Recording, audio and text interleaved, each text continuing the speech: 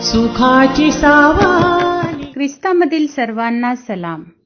आमच्या तारणाऱ्या जिवंत आणि गौरवी प्रभू येशू ख्रिस्ताच्या नावात विश्ववाणी परिवाराकडून आम्ही मार्गाकरिता प्रकाश कार्यक्रमात आपले सहर्ष स्वागत करीत आहोत.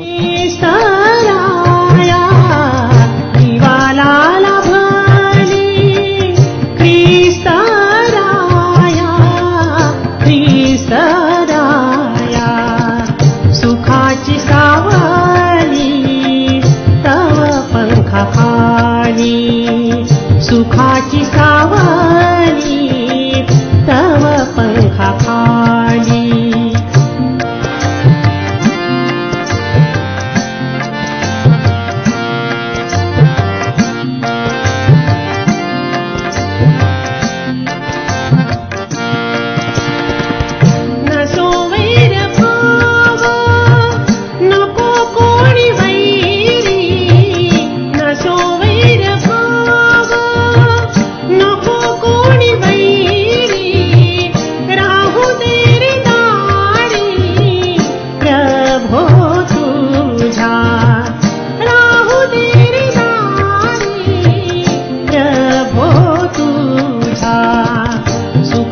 सावली तव पंखाखाली, सुखाची सावली तव पंखाखाली.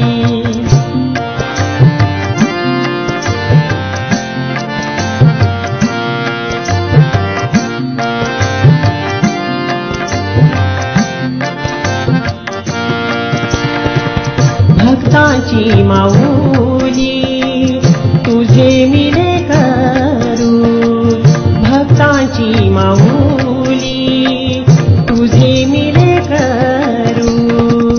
कसा मी सावरू तुझ्या विना, कसा मी सावरू तुझ्या विना, तुझ्या विना सुखाची सावली.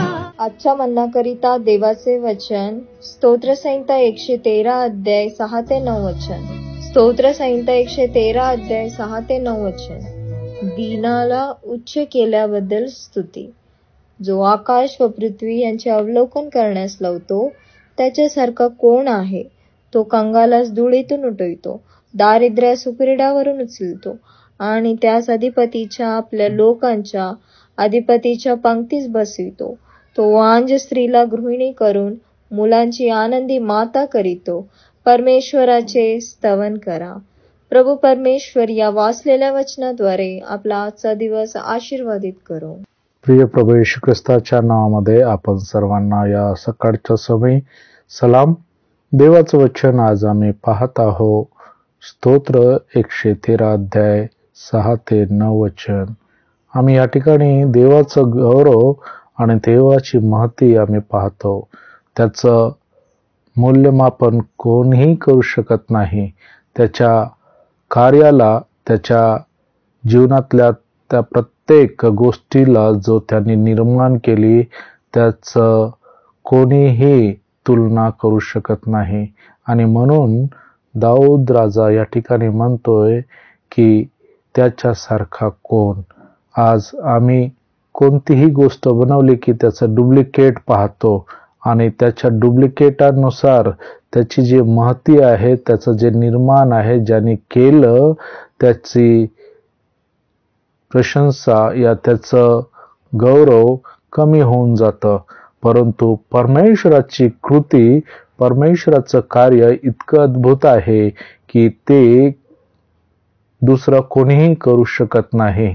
आजही मनुष्य आज प्रयत्न करत आहे की परमेश्वराने जशी कृती केली तशी करावी, परंतु यशस्वी नाही झाला. या ठिकाणी आम्ही पाहतो की देवाचं गौरव दोन गोष्टीच्या उदाहरणावरून कळून येते. पहिली गोष्ट की तो कंगाल जो धुळीत आहे, त्याचं जीवन दारिद्र्याने भरलेलं आहे, त्याच्या हातामध्ये शून्य आहे आणि त्याला तो घडवतो, त्याचं जीवन बनवतो, शून्यातून वर आणतो, त्याला आकार देतो, त्याला पद देतो, त्याला जीवनामध्ये त्याला अशा ठिकाणी ठेवतो की जिथं त्याचा अभिमान बाळगण्यासारखं कारण होते आणि त्याला तो अधिपतीच्या पंक्तीस बसवण्यासारखं त्याचं जीवन निर्माण करतो. एका कंगालाला एवढं तो घडवून त्याला तो उभं करतो, म्हणजे त्याची महती किती मोठी आहे. त्याची कृती आम्ही वाखाणण्यासारखी आहे. आणि तो परमेश्वर आम्ही पाहतो की तो शून्यातून उभारणारा देव आहे. या ठिकाणी दुसरं उदाहरण दिलेलं आहे. एक स्त्री जिची कुस बंद आहे, जिला वाज म्हणलं गेलं आहे, जिचं जीवन रिक्त आहे, शून्य आहे, जिच्या जीवनामध्ये आशा नाही, जिच्या जीवनामध्ये काहीही अस्तित्व दिसत नाही, अशा स्त्रीला तो गृहिणी, एक आनंदी माता करण्याचा तो अभिमान बनतो. तो परमेश्वर त्या अशक्य गोष्टीला शक्य बनतो. आणि स्तोत्र 139 अध्याय 13 ते 16 वचनामध्ये देवाचं वचन म्हणते की आमची घडण आईच्या उदरात होत असताना त्याला अजून कोणीही देखिले नाही, जे केवळ आणि केवळ परमेश्वराने पाहिलेले आहे. आणि तो कशा प्रकारे घडवतो त्याचं अद्भुत वर्णन त्या ठिकाणी दिलेलं आहे. आज माझ्या प्रिय देवाच्या लोकांनो, परमेश्वर मला आणि तुम्हाला शून्यातून उभारू शकतो. काय आपण त्याच्या जवळ येऊ शकतो का? त्याला आपलं जीवन देऊ शकतो का? प्रभू येशू आपली सहायता करण्यास तयार आहे. प्रार्थना करूया.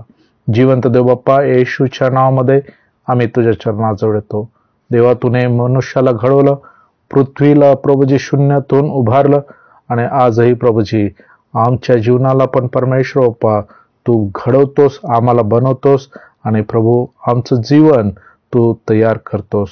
आज आमचं जीवन आम्ही तुझ्या स्वाधीन करतो. प्रभू देव बाप्पा, आम्हा सर्वांना जे तुझं वचन ऐकत आहे त्या प्रत्येकाला आशीर्वादित कर आणि प्रभू येशू तू त्याची सहायता कर, त्याला घडवण्यामध्ये, त्याचं जीवन निर्माण करण्यामध्ये. प्रार्थना येशूच्या नावात मागतो म्हणून ऐक. आमेन.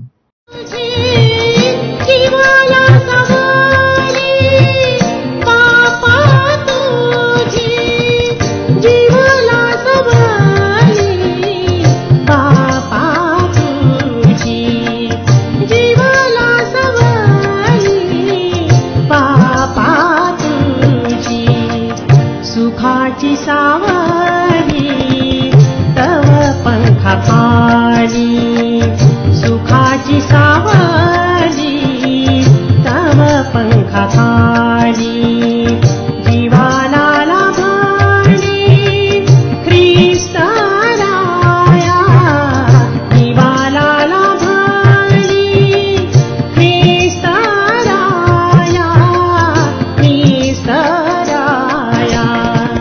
सुखाची सावली तव पंखा खाली, सुखाची सावली तव पंखा खाली, सुखाची सावली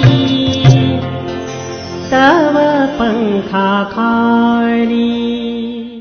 माझ्या दुःखात माझे सांत्वन हे आहे की तुझे वचन मला नवजीवन देते. आमचा टोल फ्री नंबर 1800-2700-333. आम्ही आपणासाठी या नंबरवर प्रार्थना करण्यास उपलब्ध आहोत. धन्यवाद.